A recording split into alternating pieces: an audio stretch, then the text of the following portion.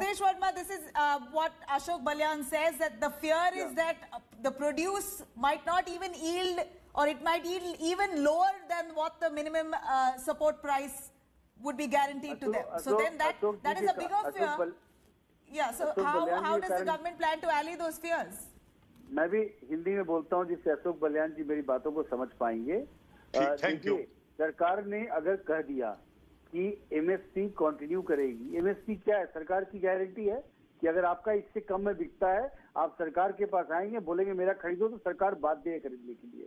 अगर किसी भी मार्केट में, चाहे वो प्राइवेट प्लेयर हो चाहे कोई भी प्लेयर हो, अगर आपको एमएसपी से कम मिलता है और आपके पास सरप्लस ग्रेन्स है, तो आप सरकार से बोल सकते हैं, लेकिन आप सबको फोर्स नहीं कर सकते।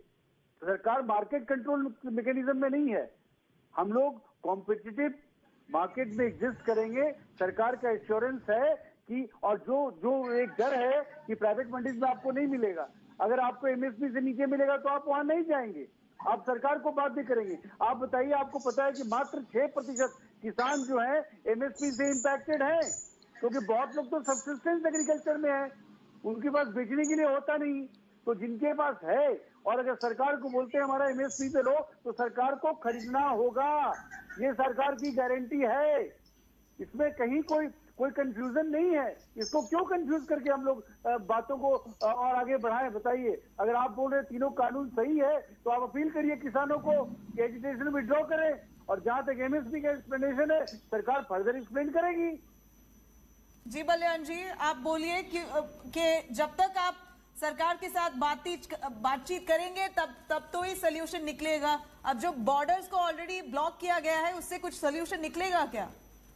देखिए, मैं शुरू से अपने किसान भाइयों से जो वहां दिल्ली में बैठे हुए हैं पिछले कड़े सर्दी में, मैं उनसे निश्चित तौर पे यह अपील करना चाहता हूं कि वो तीनों बिलों को जो किसी के हित में बनाए गए हैं, जो किसानों को एक नया मार्केट देने के लिए बनाए गए हैं, या हमारे फूड प्रोसेसिंग की यूनिट के लिए एसेंशियल कमोडिटी एक्ट में बदलाव किया गया है, उन पर निश्चित तौर पर वो अपनी राय को दोबारा से बदलें, कानूनों को पढ़ें।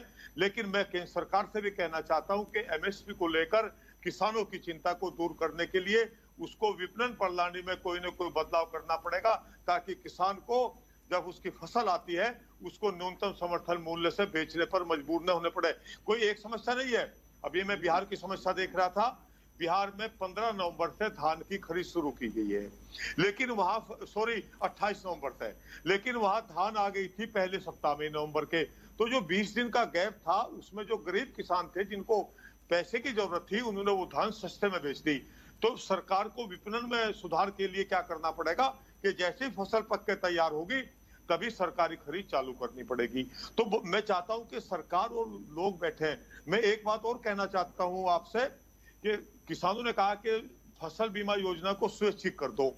होना क्या चाहिए था कि भारत जैसे मुल्क में जहां कृषि को और किसान को बचाने के लिए सरकार बहुत सारे काम करती है, और वर्तमान सरकार ने भी बहुत सारे काम किए, वहां उसको गरीब किसान के लिए 0 प्रीमियम पर लागू रखना चाहिए था अनिवार्य रूप से।